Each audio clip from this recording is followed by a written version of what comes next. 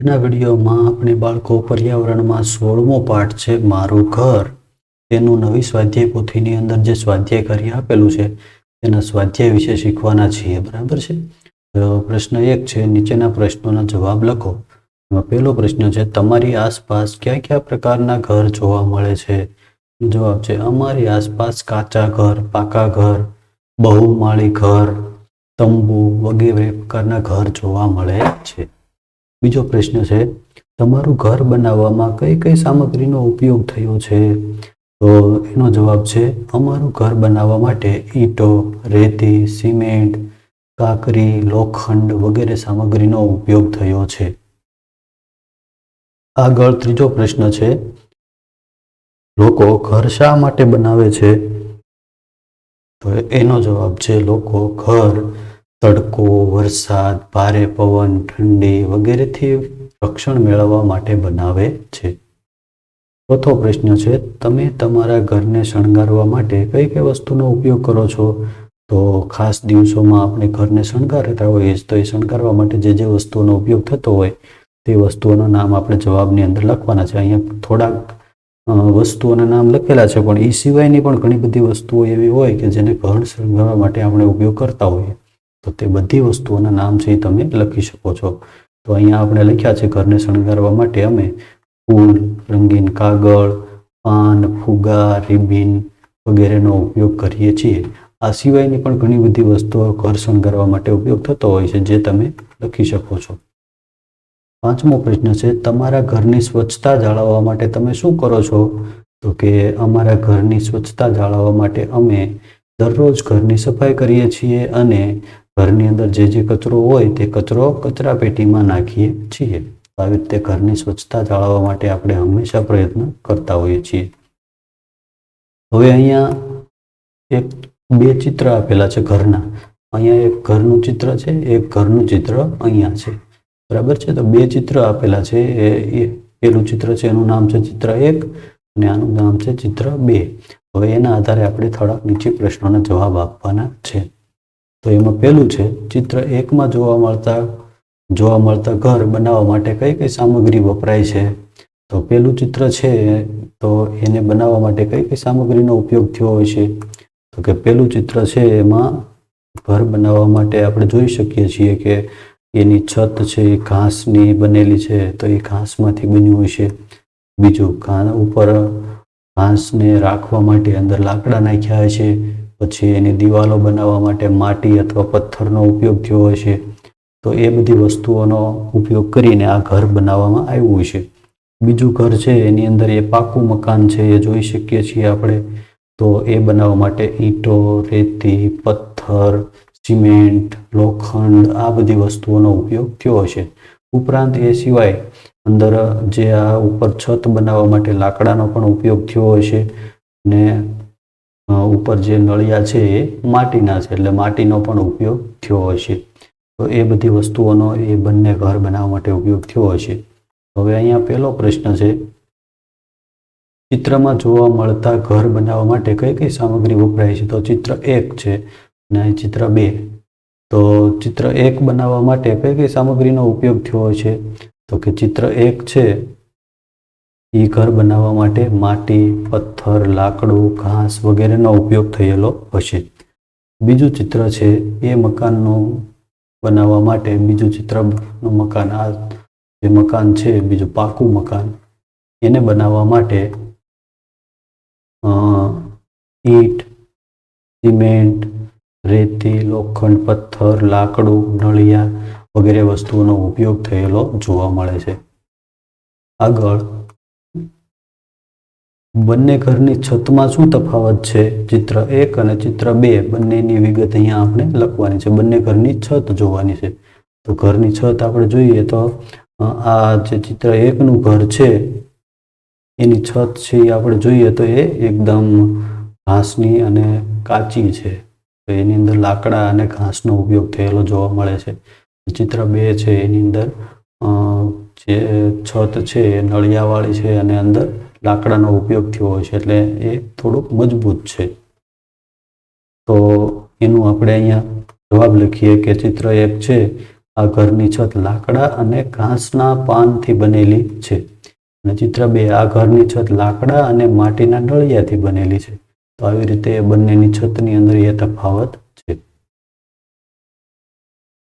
આગળ એ જ ચિત્ર જોઈને આપણે જવાબ લખવાનો છે. ત્રીજો પ્રશ્ન છે, બંને ઘરની દિવાલ બનાવવામાં વપરાયેલી સામગ્રીની યાદી બનાવો. બંને ઘરની દિવાલ, તો દિવાલ આપણે જોઈએ તો જે આ ઘર છે એની દિવાલો છે એ કાચી છે, તો એ બનાવવા માટે માટી અથવા પથ્થરનો ઉપયોગ થયો હોય છે. અને આ ઘરની દિવાલો છે એ પાકી છે, તો એ બનાવવા માટે એમાં ઈંટો છે, રેતી, સિમેન્ટ, લોખંડ, એ બધી વસ્તુઓનો ઉપયોગ એમાં થયો હોય.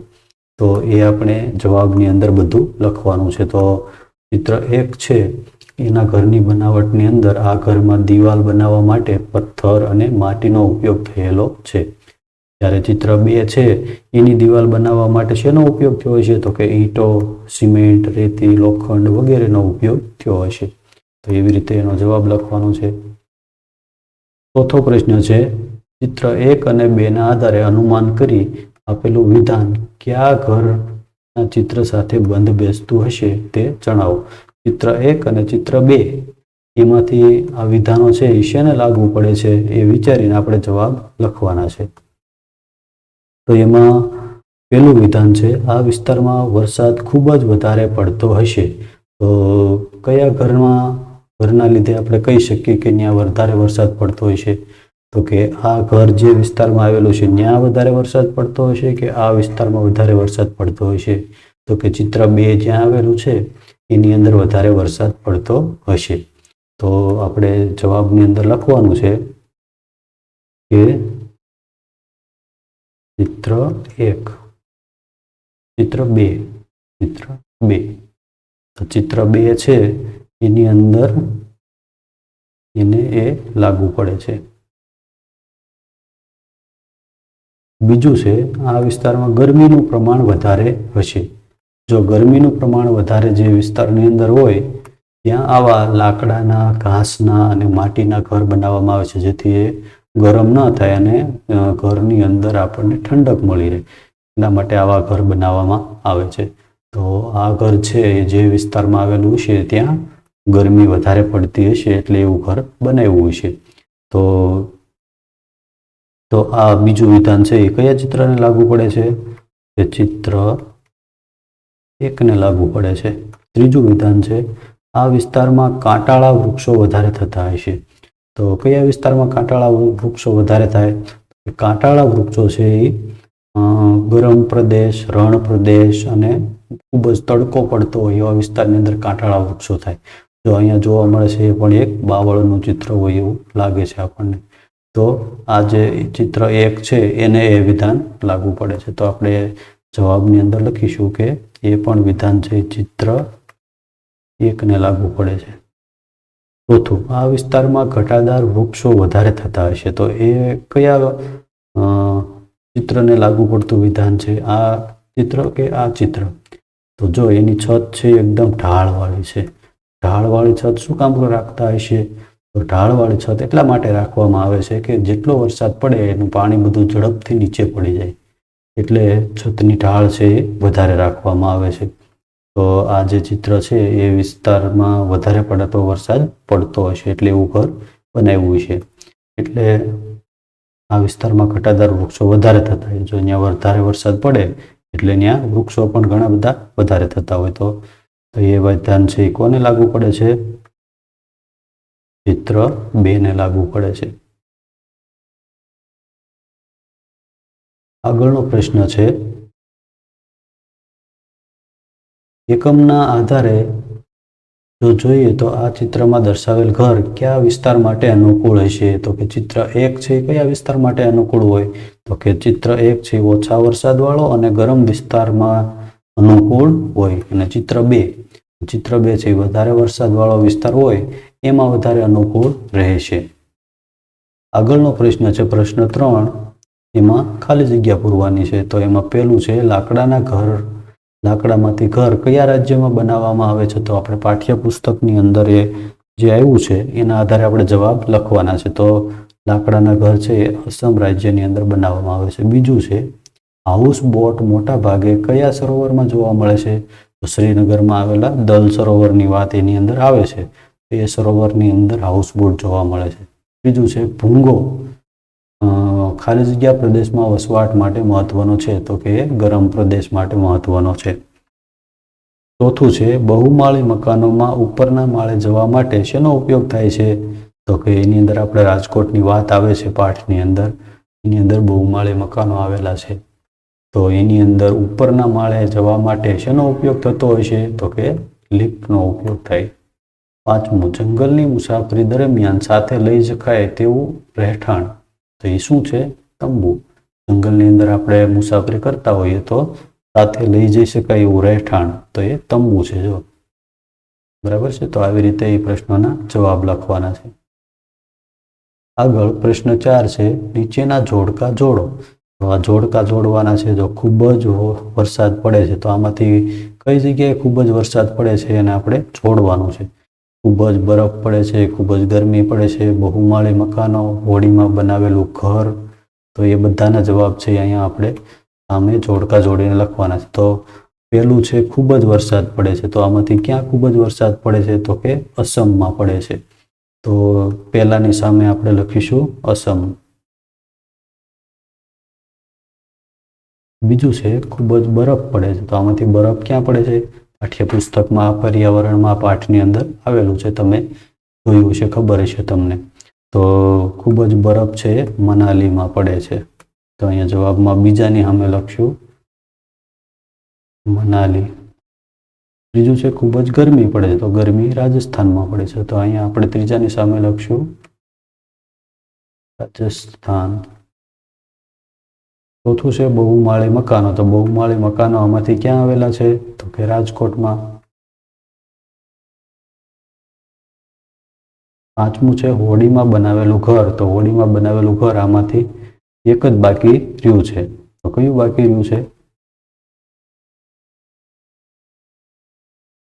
તો કે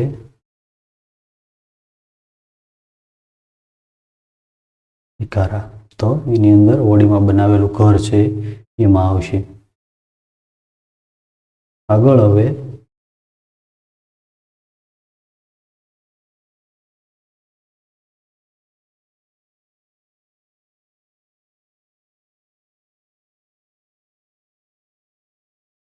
પ્રશ્ન 5 છે નીચેના વિધાનો માટે યોગ્ય કારણ લખો. ત્યાં એક એક વિધાન આપેલું છે અને એનું કારણ શું હશે તે આપણે લખવાનું છે. એમાં પહેલું છે અસમમાં ઘરના દાદર રાતે ખસેડી લેવામાં આવે છે. તો પાઠની અંદર તમે સમજ્યા હશો કે અસમની અંદર ઘર જે લાકડાના બનાવેલા હોય છે તેમાં રાત્રે સૂઈ ગયા પછી ઘરના દાદર છે એને ખસેડી લેવામાં આવે છે. તો શું કામ એવું કરતા હશે? તો એનો જવાબ છે અસમમાં ઘર જંગલ વિસ્તારમાં આવેલા હોય, તેથી રાત્રે જંગલી પ્રાણીઓથી બચવા માટે રાત્રે દાદર છે એ ખસેડી લેવામાં આવે છે. બીજું છે મનાલીમાં ઘરની છત ખૂબ જ ત્રાંસી રાખવામાં આવે છે. એવું શું કામ કરતા હશે? ખૂબ જ ત્રાંસી શું કામ રાખતા હશે ઘરની છત? એનો જવાબ છે મનાલીમાં ખૂબ જ બરફ વર્ષા થાય છે. ત્રાંસી છત હોય તો ઘર પર જે બરફ પડે તે તરત જ નીચે પડી જાય, એટલે ઘરની છત છે મનાલીની અંદર ત્રાંસી રાખવામાં આવે છે. આગળનો પ્રશ્ન છે ત્રીજો પ્રશ્ન રણ પ્રદેશના ઘરોની દિવાલો ખૂબ જ જાડી હોય છે. શું કામ? તો કે રણ પ્રદેશમાં ઉનાળામાં ખૂબ જ ગરમી પડે છે, એટલે જાડી દિવાલો રાખવાથી ઘરની અંદર ઠંડક રહે છે અને અંદર ગરમ વાતાવરણ થતું નથી. તેથી આ વિસ્તારોમાં ઘરની દિવાલો છે જાડી રાખવામાં આવે છે. ચોથો પ્રશ્ન છે શહેરોમાં લોકો બહુમાળી ઇમારતમાં રહે છે, તો એનું શું કારણ છે? એનું કારણ છે શહેરોમાં ઘર બનાવવા માટે જગ્યા ઓછી હોય, તેથી ઓછી જગ્યામાં વધારે ઘર બનાવવા માટે લોકો બહુમાળી ઇમારતો બનાવવામાં આવે છે અને તેની અંદર લોકો રહે છે. પાંચમું કારણ છે દેશના જુદા જુદા વિસ્તારોમાં ઘર છે જુદા જુદા પ્રકારના હોય છે. એવું શું કામ હશે? તો કે આપણો દેશ ખૂબ જ મોટો છે, તો આપણો દેશ ખૂબ જ મોટો છે તો અલગ અલગ વિસ્તારોની અંદર જુદા જુદા વિસ્તારોમાં જુદી જુદી આબોહવા હોય. ક્યાંક વધારે ગરમી પડે, ક્યાંક ઓછી ગરમી પડે, ક્યાંક ખૂબ જ ઠંડી પડતી હોય, ક્યાંક બરફ વર્ષા થતી હોય, ક્યાંક વરસાદ ખૂબ જ પડતો હોય. તો આવી બધી આબોહવા હોય છે, તેના કારણે એ આબોહવાને અનુરૂપ જુદા જુદા પ્રકારના ઘર આપણા દેશની અંદર અલગ અલગ વિસ્તારોની અંદર બનાવવામાં આવે છે. તો આવી રીતે વિદ્યાર્થીઓ આ પાઠનું સ્વાધ્યાય કાર્ય છે એ લખવાનું હતું.